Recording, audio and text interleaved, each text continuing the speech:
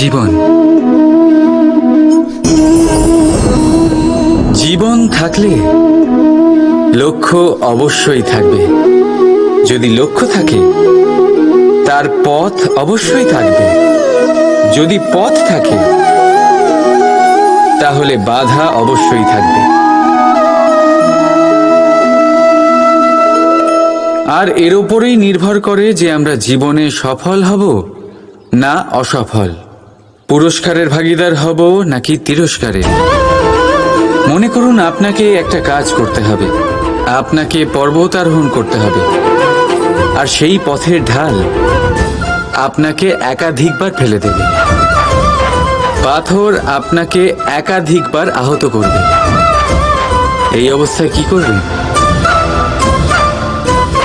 সাধারণ মানুষ বেছে নেয় প্রতিশোধ।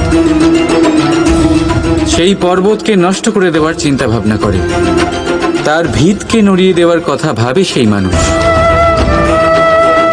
কিন্তু পর্বতকে তো কেউ নষ্ট করতে পারে না। তাই অসফল হওয়ার সাথে সাথে কুখ্যাতিরও ভাগীদার হয়ে যায় সে। দ্বিতীয় পথ হল পরিবর্তন। যদি আপনি সেই পর্বত ভাঙার পরিবর্তে তাতে সোপান তৈরি করেন, তাহলে আপনিও সেই পর্বতে উঠতে পারবেন, অন্য কেউও তাতে উঠতে পারবে, আগামী প্রজন্মও তাতে উঠতে পারবে, আর সেই আগামী প্রজন্ম সর্বদা আপনার সুনাম করবে। তাই জীবনে প্রতিশোধ নয়, পরিবর্তন বাছুন। বদলা নয়, বদল বেছে নিন। আপনার বাধা আপনার বন্ধু হয়ে যাবে। রাধা রাধা। মানুষ যখন সাফল্য অর্জন করে তখন তার মধ্যে জাগে অহংকার। আর এই সময় মানুষ সচরাচর একটা কথা ভুলে যায়, নত হতে। সে ভাবে যে আমি কারোর সামনে কেন নত হব। আর এটা এই কারণে হয় কারণ মানুষ এক গুরুত্বপূর্ণ কথা ভুলে যায়, যে এই সংসারে, এই জীবনে সে যা অর্জন করেছে নত হয়েই অর্জন করেছে। বাল্যকালে সে হাঁটতে শিখেছে এই মাটির কাছে নত হয়ে, পড়ে। বড়দের আশীর্বাদ নিয়েছে নত হয়ে। ফসল কাটার জন্য চাষিকে নত হতে হয়, কুয়ো থেকে জল তোলার জন্য কলসিকে নত হতে হয়। ঈশ্বরের থেকে আশীর্বাদ পেতে হলে তার কাছে মাথা নত করতে হয়। ঝড়ের মধ্যে গাছ সুরক্ষিত থাকে কি করে? নত হয়। সম্মান কি করে অর্জন করা যায়? নত হয়। কারোর সামনে নত হওয়া মানে নিজের আত্মসম্মান বিসর্জন দেওয়া নয়। তার অর্থ হল বিনম্র হওয়া। আমরা মানুষ, আর ওই আকাশের উচ্চতায় পৌঁছানোর জন্য আমাদের কোনো পাখির মতো ডানার প্রয়োজন নেই। শুধু যত নত হবেন ততটাই উপরে উঠবেন।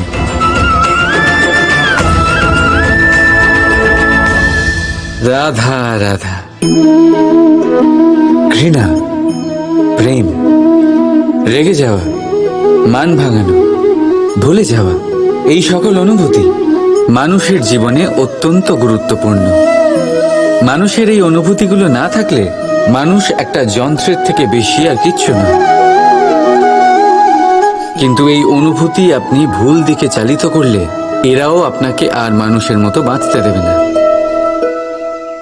যদি ঘৃণার কথা বলেন, যদি আপনি কোনো ব্যক্তিকে ঘৃণা করেন, সেটা কেন?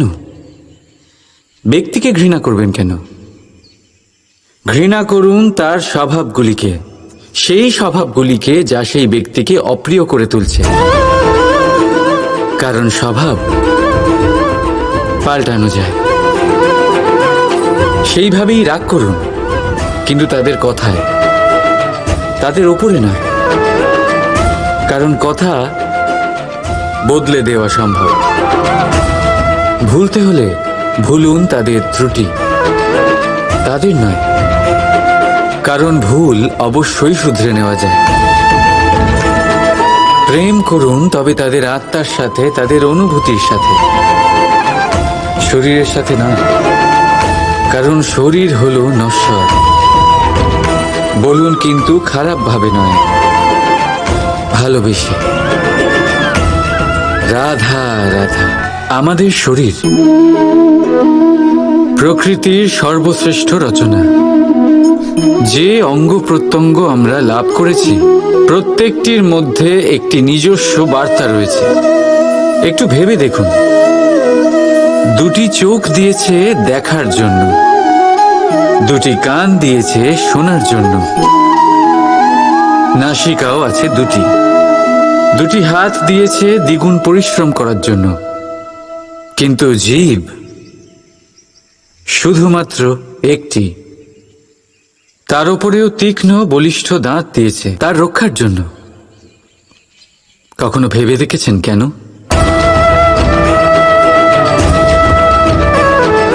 কারণ শব্দ আর শব্দের প্রয়োগ মানুষের সবচেয়ে বড় অস্ত্র, যার প্রয়োগ যত ভেবেচিন্তে করা যায় মানুষ তার জীবনে ততটাই উপরে উঠতে পারে। তাহলে মনে রাখুন, দেখুন, শুনুন আর বুঝুন বেশি, বলুন কম। রাধা রাধা। মানুষ নিজের পরিবারের জন্য কত কিছুই না করে, দিন রাত পরিশ্রম করতে থাকে যাতে তার পরিবারের প্রয়োজন পূরণের জন্য অর্থ রোজগার করতে পারে। কিন্তু শুধু অর্থ রোজগার করাটাই কি যথেষ্ট? আপনি বলবেন হ্যাঁ, নিশ্চয়ই। অর্থ দিয়ে সব কিছু পাওয়া যায়, বিদ্যা পাওয়া যায়, বাড়ি পাওয়া যায়, ওষুধ পাওয়া যায়, আর কত কিছুই না পাওয়া যায়।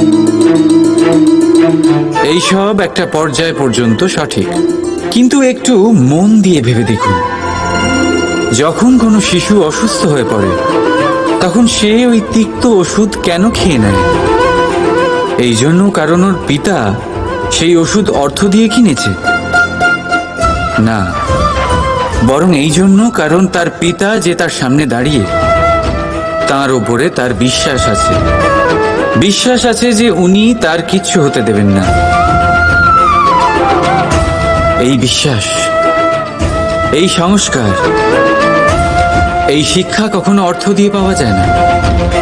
এটা পাওয়া যায় সেই সময় থেকে যা মাতা পিতা তাদের সন্তানের সাথে কাটিয়েছেন।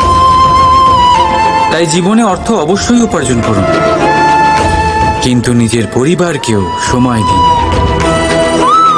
আনন্দ পাবেন। রাধা রাধা।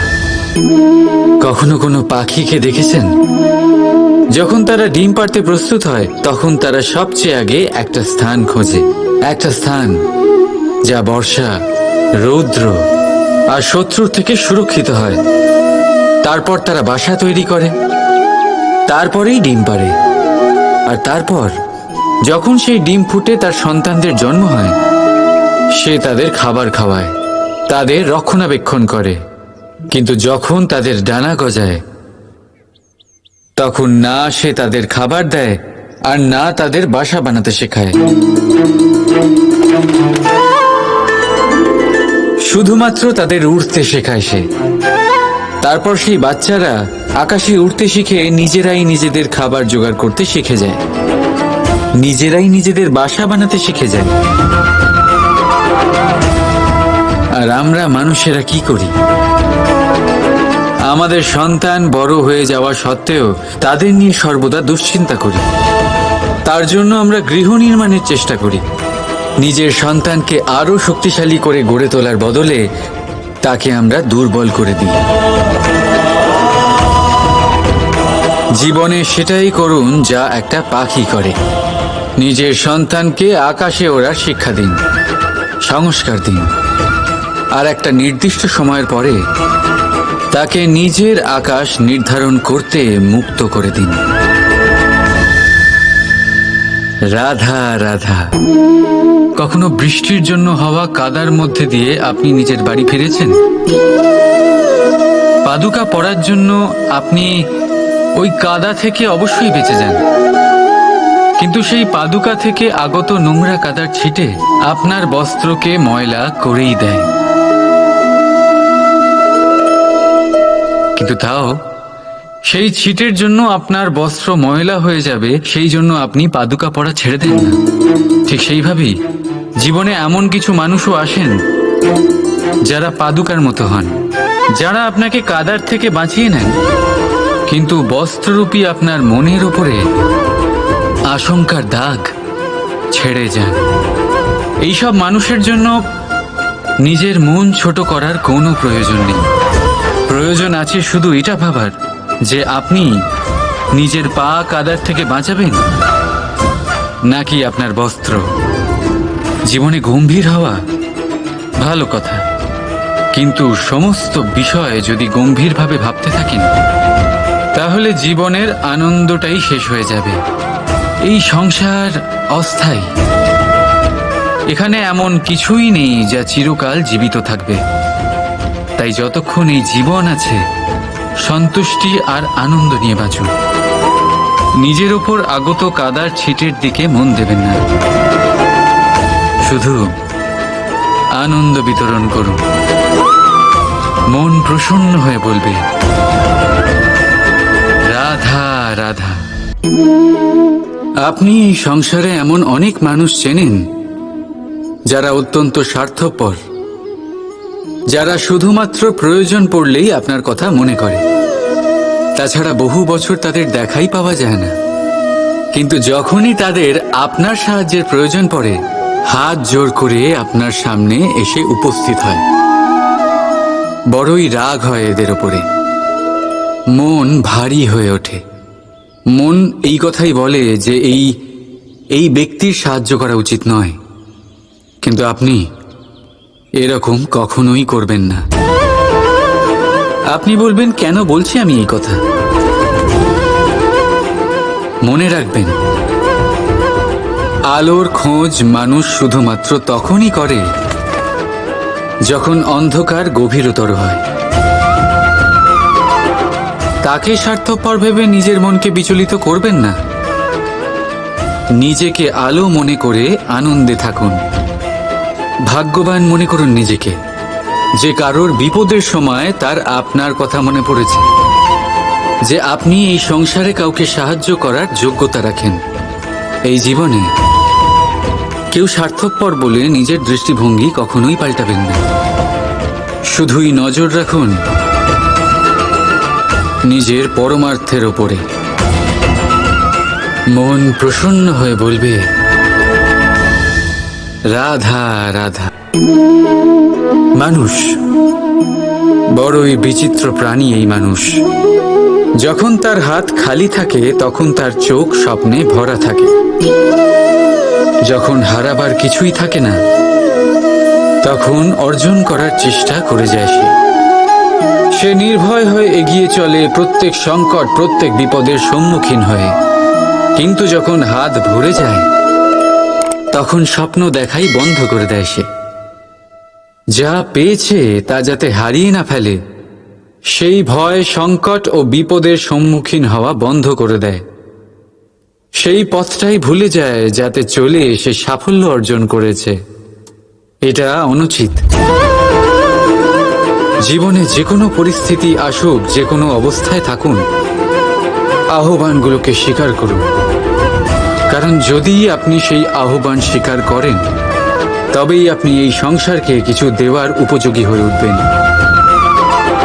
যদি সফল হন তাহলে এই সংসারকে নেতৃত্ব দিতে পারবেন, আর যদি অসফল হন তাহলে শিক্ষা পাবেন যে কি করা উচিত নয়। তাই জীবনে আহ্বান স্বীকার করুন, দুশ্চিন্তা নয়। রাধা রাধা। পরীক্ষা এমন এক ব্যবস্থা যেখানে আমাকে আপনাকে সকলকে কখনো না কখনো অংশগ্রহণ করতেই হয়। মনে করুন নিজের বাল্যকাল। আপনি পরীক্ষা দিতে বসেছেন। তাদের মধ্যে কিছু বালক এমন হয় যারা সারা বছর পরিশ্রম করে, পড়াশোনা করে, মন দিয়ে পরীক্ষা দেয়। কিন্তু কিছু বালক এমন হয় যারা নিজের আশেপাশে বসে থাকা বালকদের নকল করে আর পরীক্ষায় কৃতকার্যও হয়ে যায়। খুব খারাপ লাগে এটা ভেবে যে কেউ বিনা পরিশ্রমে পরীক্ষায় কৃতকার্য কি করে হতে পারে। কিন্তু মনে রাখবেন, যারা নকল করেন তারা পরীক্ষায় কৃতকার্য অবশ্যই হয়ে যান, কিন্তু সফল নয়। কারণ আমরা এক বিশেষ কথা ভুলে যাই যে প্রত্যেক মানুষের ব্যক্তিত্ব আলাদা হয়। আপনি অন্যদের নকল করে নিজের জীবন অতিবাহিত করতেই পারেন, কিন্তু যদি নিজের জীবনে সাফল্য লাভ করতে হয়, যদি নিজের জীবনে আনন্দ পেতে হয়, তাহলে মনে রাখবেন নিজের প্রশ্নগুলোর উত্তর জীবনে নিজেকেই খুঁজে বের করতে হবে। রাধা রাধা।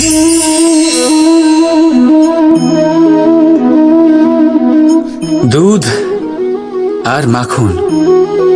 যদি আমি আপনাকে জিজ্ঞেস করি এই দুইয়ের মধ্যে সম্পর্ক কি, আপনি বলবেন এ তো সহজ ব্যাপার, দুধ থেকেই তো মাখন তৈরি করা হয়। যদি আমি আপনাকে জিজ্ঞেস করি এই দুইয়ের মধ্যে তফাৎ কি, তাহলে কেউ বলবেন একটা তরল হলে অন্যটা খুবই গাঢ়। কেউ বলবেন একজন পিতা আর অন্যজন সন্তান। না, এই দুইয়ের মধ্যে তফাৎ হলো শুদ্ধতার। মাখন দুধের থেকে অনেক বেশি শুদ্ধ। এই বিষয়টা কিছুটা এইভাবে বোঝা যেতে পারে। যদি কোনো পোকা এসে সেই পাত্রে পড়ে যেখানে দুধ আছে, আপনি কি করেন? আপনি সেই দুধ ফেলে দেন। কিন্তু যদি কোনো পোকা এসে সেই পাত্রে পড়ে যেখানে মাখন আছে, তখন আপনি কি করেন? আপনি সেই পোকা বের করে ফেলে দেন। সেই পোকা নোংরা, সেই পোকা দূষিত। আর যদি আমাদের মন তরল হয়, তাহলে এই পোকা আমাদের মন দূষিত করে দেবে, তা নোংরা করে দেবে।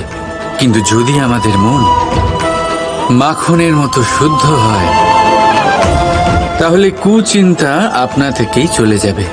তাই মনে রাখবেন, এই সংসারে পোকা অবশ্যই থাকবে। আপনি দুধ হবেন নাকি মাখন, সিদ্ধান্ত আপনার। রাধা রাধা। সংসারে সবচেয়ে পবিত্র মানা হয় গঙ্গা জলকে। কখনো ভেবে দেখেছেন কেন? কারণ গঙ্গা জলের আবির্ভাব অত্যন্ত শুদ্ধ হয়, তার জন্ম শুদ্ধ হয়, যেখান থেকে তার শুরু সেটাই শুদ্ধ হয়। আর শুরুটা শুদ্ধ হওয়া অত্যন্ত আবশ্যক। আমাদের জীবনে সবই শুরু হয় আমাদের ভাবনা থেকে। নিজের ভাবনাকে শুদ্ধ রাখুন, কারণ এই ভাবনা থেকেই আবির্ভাব হয় শব্দের। আপনার শব্দ শুদ্ধ রাখুন, কারণ এই শব্দ দ্বারাই আপনার কাজ সম্পন্ন হয়। আপনার কাজ শুদ্ধ রাখুন, কারণ এই কাজ দ্বারাই তৈরি হবে আপনার স্বভাব। স্বভাব থেকেই তৈরি হয় আপনার অভ্যাস, আর অভ্যাস থেকে তৈরি হয় আপনার চরিত্র। আর এই চরিত্র সংসারের সমক্ষে এক আদর্শ হয়ে ওঠে।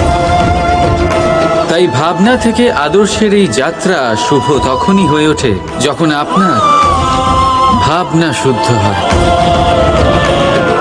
এই সংসারে, এই জীবনে নিজের ভাবনা শুভ রাখলে, শুদ্ধ করলে আপনার মন সুপ্রসন্ন হয়ে বলবে রাধা রাধা। সময় কত বিচিত্র হয়।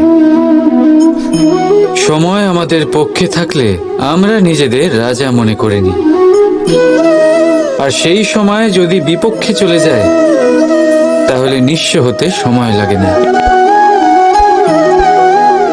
তাই মানুষের একটা অভ্যেস আছে, খারাপ সময়ের জন্য কিছু সঞ্চয় করা। আত্মীয়, বন্ধু খারাপ সময় পাশ থেকে সরে যায়। যশ, মান প্রতিকূল সময় চিরস্থায়ী হয় না। তাই মানুষ মনে করে অর্থ সঞ্চয় করাই শ্রেয়। অর্থের কোনো হৃদয় নেই যা সময়ের সাথে পরিবর্তিত হবে। সংসার বলে সর্বদা অর্থ সঞ্চয় করতে থাকুন। খারাপ সময় অবশ্যই কাজে লাগবে, কিন্তু আমি বলবো শুভ কর্ম করতে থাকুন, আনন্দে থাকুন, নিজের ওপর আর ঈশ্বরের ওপরে বিশ্বাস রাখুন। খারাপ সময় কখনো আসবেই না। রাধা রাধা। প্রকৃতি মানুষকে এক বিশেষ শক্তি দিয়েছে, অন্য জীবের থেকে বেশি শক্তি দিয়েছে। স্মরণ শক্তি। এই শক্তি মানুষকে অন্য জীবের থেকে ভিন্ন করে, ইতিহাস রচনা করার প্রেরণা দেয়, জ্ঞানকে বংশানুক্রমে এগিয়েও নিয়ে যায়। আর যারা ভুলে যান, অধিকাংশ সময় তারা উপহাস আর দয়ার পাত্র হয়ে যান। কিন্তু এটাই কি প্রকৃত রূপে সত্য? না। এই স্মরণ শক্তি মানুষের বিকাশের সব থেকে বড় বাধা হয়ে দাঁড়ায়। তার মনকে দূষিত করে দেয়। খারাপ অভিজ্ঞতা, কারোর করা বিশ্বাসঘাতকতা, কারোর কটাক্ষ বেশিরভাগ মানুষই ভুলতে পারেন না। আর তারপর প্রতিশোধ নিতে উদ্যত হন। প্রথমে সময় নষ্ট করেন প্রতিশোধের প্রস্তুতিতে, আর তারপর সময় নষ্ট করেন প্রতিশোধ নেওয়ার সুযোগ খুঁজতে। যদি সন্তুষ্টি পেতে চান, যদি জীবনে আনন্দ পেতে চান, তাহলে স্মরণ শক্তির সদ্ব্যবহার করুন। নিজের স্মরণ শক্তিকে চালনা করুন শুধুমাত্র ভালো কথা আর ভালো স্মৃতির দিকে। জীবনে আনন্দ পাবেন। রাধা রাধা। এই পুকুর দেখছেন আপনি? বাচ্চা, বৃদ্ধ, যুবক, যাকেই আমি জিজ্ঞেস করব এটা কি, সবার উত্তর সেই একই হবে। উত্তর তখনই বদলাবে যখন প্রশ্ন এটা হবে যে আপনি এই পুকুরে কি করতে চান। কেউ বলবে আমি এমনি এর পাড়ে বসে এই জল স্পর্শ করে ঠান্ডা হাওয়ার আনন্দ অনুভব করতে চাই। কেউ বলবে আমি এই পুকুরে সাঁতার কাটতে চাই। কেউ বলবে কাগজের নৌকা বানিয়ে আমি এতে ভাসিয়ে দিতে চাই। কেউ বলবে আমি মাছ ধরে নিজের জীবন যাপন করতে চাই, ইত্যাদি ইত্যাদি। আপনাকে একটা কথা বলে রাখি, আমাদের জীবনও এই পুকুরেরই মতন, একই রকম। কিন্তু আমরা এই জীবন নিয়ে কি করব সেই সিদ্ধান্ত আমাদের। এই পুকুরে আপনি মুক্তও পাবেন, আবার পাঁকও পাবেন। যদি আপনি মুক্ত পেতে চান তাহলে এই পুকুরের গভীরে আপনাকে যেতে হবে। ততটাই চেষ্টা করতে হবে যতটা করলে আপনি সেই মুক্ত অর্জন করতে পারবেন। না হলে শুধু পাঁকে হাত পড়বে।